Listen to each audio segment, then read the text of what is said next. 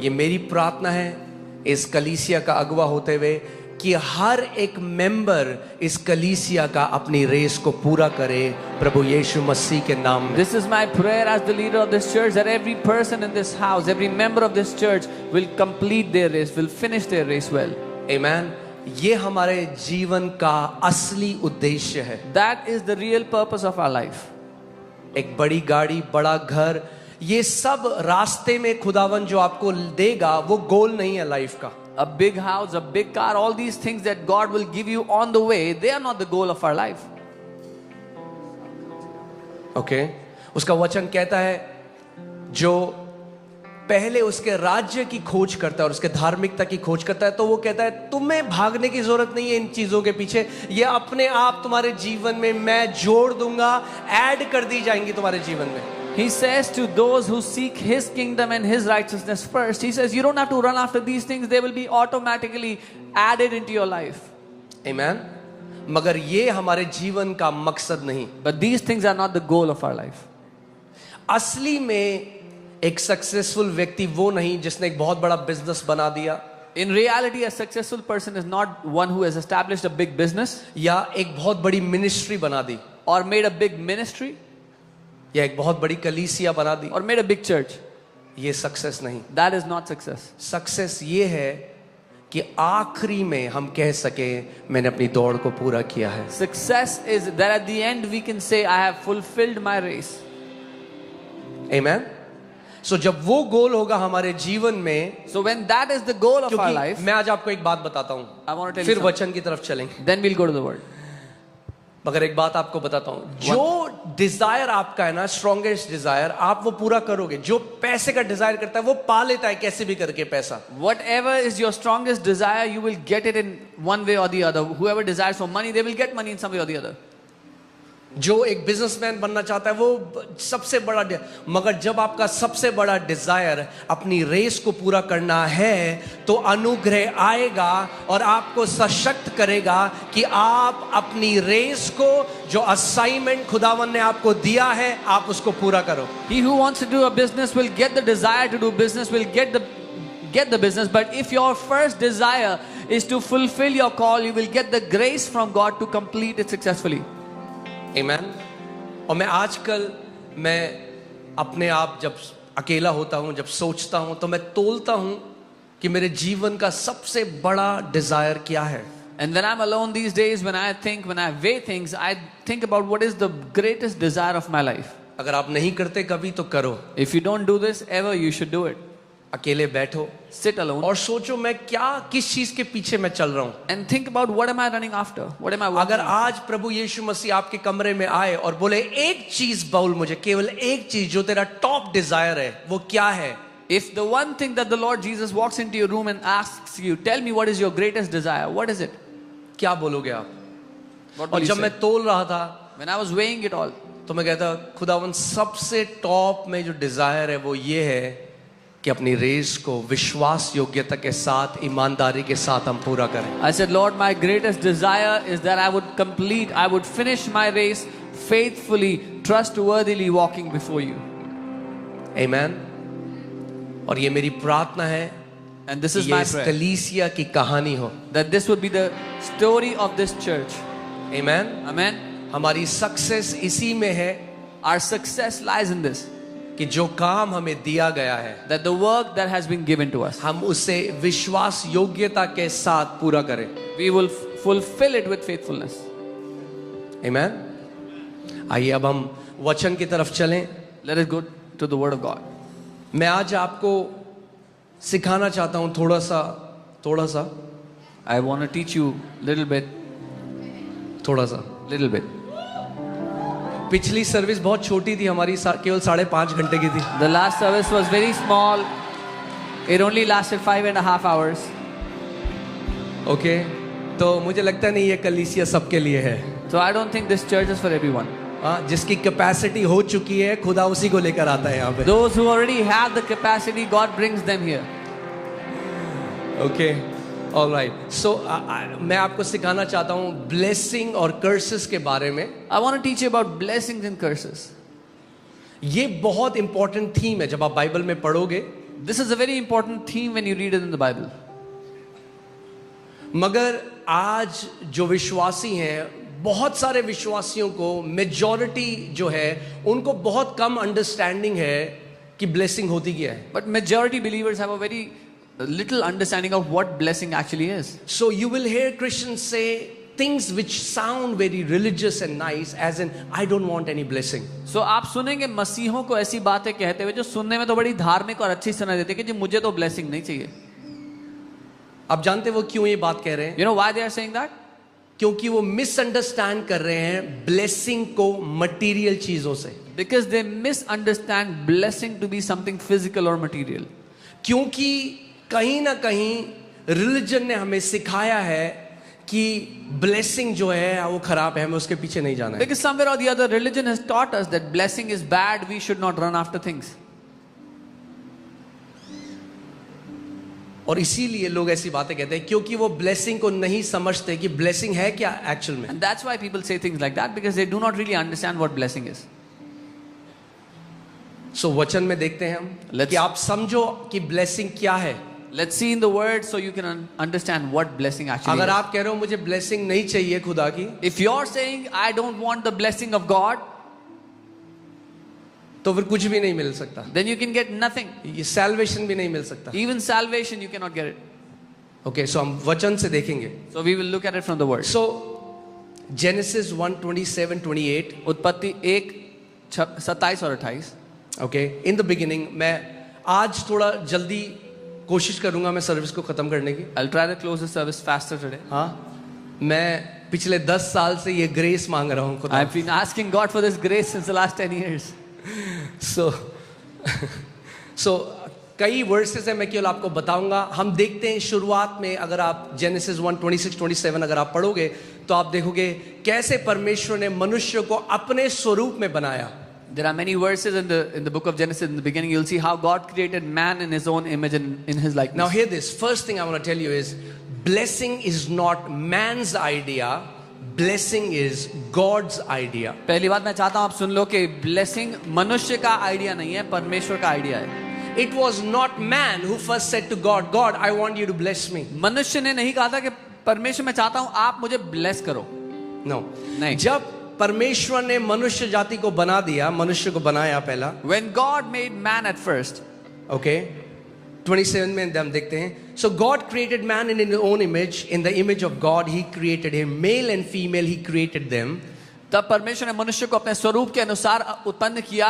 अपने ही स्वरूप के अनुसार परमेश्वर ने उनको उत्पन्न किया, नर और नारी करके उसने मनुष्य की सृष्टि की. ओके, क्लियर है अभी? हाँ, परमेश्वर ने मनुष्य को उत्पन्न किया.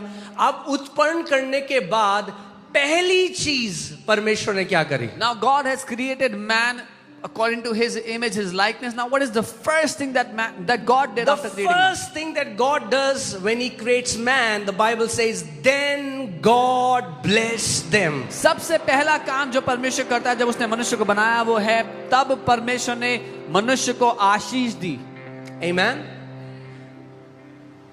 बनाने के बाद पहली चीज खुदावन ने क्या करी? क्या किया? मनुष्य को ब्लेस किया, आशीष दी. After making the man, God did the first thing that was blessing the man. And God said to them, और उनसे कहा परमेश्वर ने, okay, God blessed them. परमेश्वर ने आशीष दिया.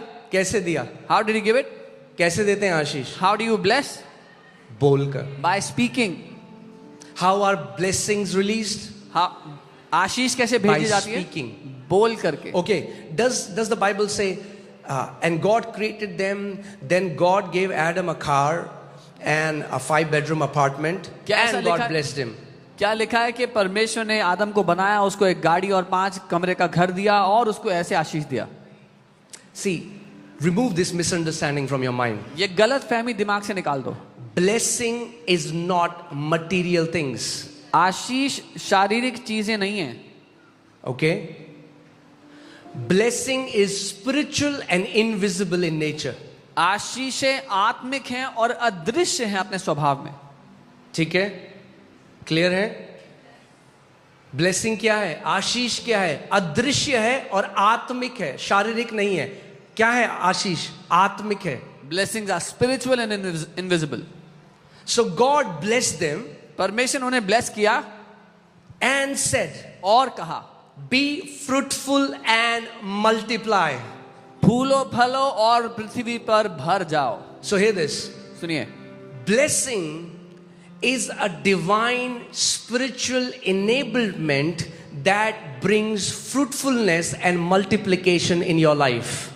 आशीष एक ऐसा आत्मिक बल है या क्षमता है जो आपकी जिंदगी में फलना फूलना और बढ़ोतरी लेकर के आता है. It will cause you to thrive. वो आपको उन्नति करने पर मजबूर कर देता है. Okay? So परमेश्वर ने आदम को बोला, God said to Adam, he blessed him, उसको आशीष दी, said, be fruitful and multiply. कहा फलवंत हो और कई गुना बढ़. आप जानते हैं परमेश्वर के राज्य में faithfulness is equal to multiplication.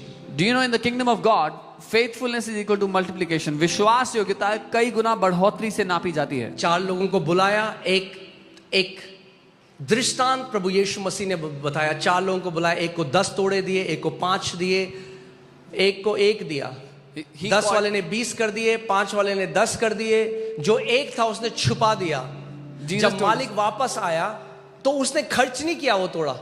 जो दिया था वो वापस दे दिया और मालिक ने उससे कहा तू दुष्ट नौकर है. So Jesus told a story where he called some people, he gave 10 talents to one, 5 to one, and 1 to one. When the master came back, the one who had received 10, he returned 20. The one who had 5, he gave 10. But the one who had 1, he had hidden it. He did not spend it, but he returned that 1. And the master said, you are evil, you are a wicked servant. कितने लोग faithful होना चाहते हैं जगह में? How many of you want to be faithful in this place? अगर आप faithful होना चाहते हो, इसका मतलब जो खुदा आपके हाथ में रखता है वो मल्टीप्लाई होना चाहिए आपकी लाइफ में. If you want to be faithful in this place in your life, then whatever God has put in your hand, it should multiply. Amen. जो लोग ब्लेसिंग के अधीन है ना, अब ध्यान से सुनो, ब्लेसिंग इनविजिबल है. हाँ, The blessing is invisible. जैसे हवा जब चलती है तो इनविजिबल है. Like the air is, the wind is invisible. आप हवा को नहीं देख सकते, You cannot see the air, मगर उसके प्रगटीकरण को देख सकते हो. but you can see the way it manifests. जब हवा चलती है, पेड़ में पत्ते हिलते हैं तो आपको पता लगता है हवा चल रही है. When air blows, when wind moves, you see the leaves shaking. यद्यपि हवा अदृश्य है, Even though air is invisible, मगर उसका प्रगटीकरण दिखाई देता है. but its manifestation can be seen. ऐसे ही ब्लेसिंग भी इनविजिबल है, अदृश्य है, मगर जब आपके जीवन में आती है तो उसका प्रगटीकरण आप और सब लोग देखने लग जाते हैं. Similarly, the blessing of God is invisible, but when it comes into your life, everyone begins to see the manifestation in your life. Okay, so मूर्खता में ये बात मत कहना कि मुझे ब्लेसिंग नहीं चाहिए. Don't say this in foolishness that I don't want blessing. Because you are rejecting God's enablement. आप परमेश्वर की क्षमता को ठुकरा रहे हो. Trying to be very religious. ज्यादा आत्मिक दिखने के चक्कर में. जैसे अनॉइंटिंग, अभिषेक इनविजिबल है, अदृश्य, दिखाई नहीं देता. Just as anointing is invisible, it cannot be seen. But it is the same. It's the spiritual power designed to break the yokes of the enemy. पर वो आत्मिक ताकत है जो बनाई गई दुश्मन के बंधनों को नाश करने के लिए. हाँ, आप यहाँ पे कितनी सारी गवाहियां देख रहे हो. You're seeing many testimonies here. कोई दुष्ट आत्मा से ग्रसित था, 30 साल से बीमार था, 40 साल से. आप क्या हुआ? जैसे ही वो उस अदृश्य अभिषेक के अधीन आए, अदृश्य अभिषेक दिखाई नहीं दिया मगर उसका प्रगटीकरण दिखाई दिया. सूखा हाथ ठीक हो गया, एड्स ठीक हो गया, कैंसर ठीक हो गए. Someone was demon possessed or in bondages. When they came here, they came under the anointing. They did not see the anointing, but the manifestation of the anointing showed up. Their withered hand came back to life. Cancer got healed. AIDS got healed. Amen. अब सोचो, आप church service में आके बोले मुझे नहीं चाहिए anointing. Now think about it. You are in the church service and you say, I don't want anointing. तो मैं कहूँगा क्यों आए भाई? I'll ask you, why are you here?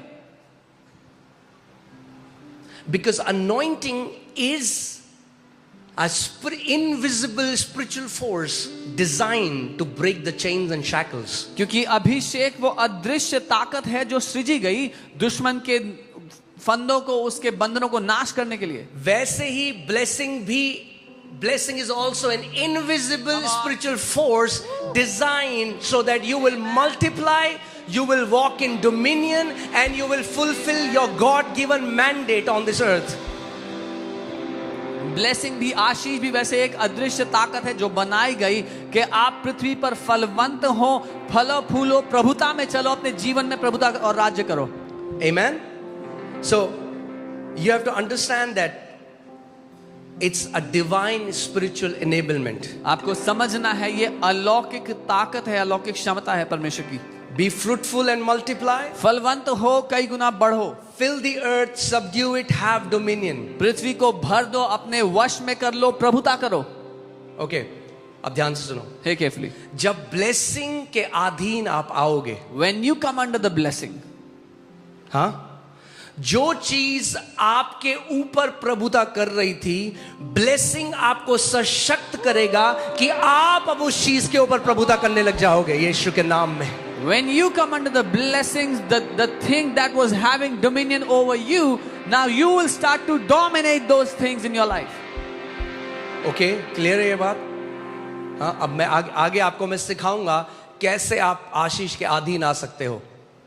I'll teach you how you can come under blessing. क्योंकि ये एक theological statement नहीं है. हाँ भाई, मैं तो आशीष के अधीन हूं. तो मैं कहूंगा प्रगटीकरण कहां है फिर? This is not a theological statement to say yes, I am under a blessing, and I'll ask you, where is the proof?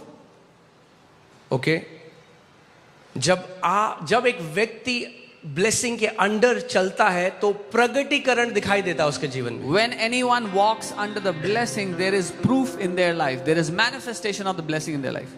Okay, so क्या ब्लेसिंग में क्या बोला? Be fruitful, multiply. In the blessing he said, फलवंत हो, कई गुना बढ़ो. कितने लोग यहाँ फ्रूटफुल होना चाहते हैं और मल्टीप्लाई होना चाहते How हैं? many people here want to be fruitful and want to multiply? Okay, now that is not a bad desire. ये एक बुरी चाहत नहीं है. That's God's desire for humanity. ये तो परमेश्वर की चाहत है मनुष्यों के लिए. Come on. Okay, that's your Father's desire. ये तो आपके पिता की चाहत है आपके लिए. Jesus said, when you bear much fruit, the Father is glorified. यीशु ने कहा, जब आप बड़े फल फलाते हो तो पिता की महिमा होती है. Amen. जब आपका जीवन फलों से भरा हुआ होगा तो जहां जाओगे लोग आपके परमेश्वर की महिमा करेंगे. When your life is loaded with fruits, wherever you will go, people will glorify your God. Amen. Hallelujah. It's not a good thing, it's God's desire for you. ये एक अच्छी चीज नहीं है, परमेश्वर की चाहत है आपके लिए. Okay, I'll take it further. It's not even God's desire, it's God's commandment for humanity. मैं एक कदम और आगे ले जाता हूँ. ये परमेश्वर की चाहत नहीं है, ये उसका आदेश है मनुष्य उसने जाति के कहा लिए. मन करे तो फ्रूटफुल हो जाना, उसने कहा be fruitful and multiply. He didn't say if you feel like then be fruitful. उसने आदेश दिया, फलवंत हो, बढ़ो. Amen. आपको उस जगह में पहुंचना है कि आपको, अगर मेरे खुदा ने मुझे बोला है कि मैं मल्टीप्लाई करूं, फ्रूटफुल हूं, तो कौन मुझे रोक सकता है? You have to come to a place where you will say, if my God has commanded me to be fruitful and multiply, then who can stop me from being multiplied? Amen. अपने पड़ोसी को देखो, उनका हाथ मिलाओ और बोलो, you are called to be fruitful and multiply. Take the hand of your neighbor, tell them आप बुलाए गए हो मल्टीप्लाई होने के लिए. बोलो उनको, आप बुलाए गए हो फलवंत होने के लिए. Tell them you are called to be fruitful. Amen. अगर आप मसीह हो तो ये आपकी बुलाहट है कि आप फलवंत हो यीशु के नाम में. If you are a believer, you are called to be fruitful in Jesus' name. Amen. Hallelujah. Praise God. Not just be fruitful, सिर्फ फलवंत होना but नहीं, then you start to walk in dominion. फिर आप प्रभुता में जीने लगते हो. हाँ? कोई एडिक्शन में है, Someone was in addiction. Blessing ने उसको सशक्त किया. The blessing empowered him. जो लत उसके ऊपर प्रभुता कर रही थी, अब वो इस बुरी लत के ऊपर प्रभुता करने लग गया. The addiction that was ruling over this person, now this person is ruling over that addiction. Amen. So you have started to walk in dominion. अब आप प्रभुता में चलना शुरू कर रहे हो. because the seed of the overcomer is in you. क्योंकि जयवंत होने का जो बीज है वो आपके अंदर है. ब्लेसिंग क्या करती है? What does blessing multiplication do? लेके आती है. It brings multiplication.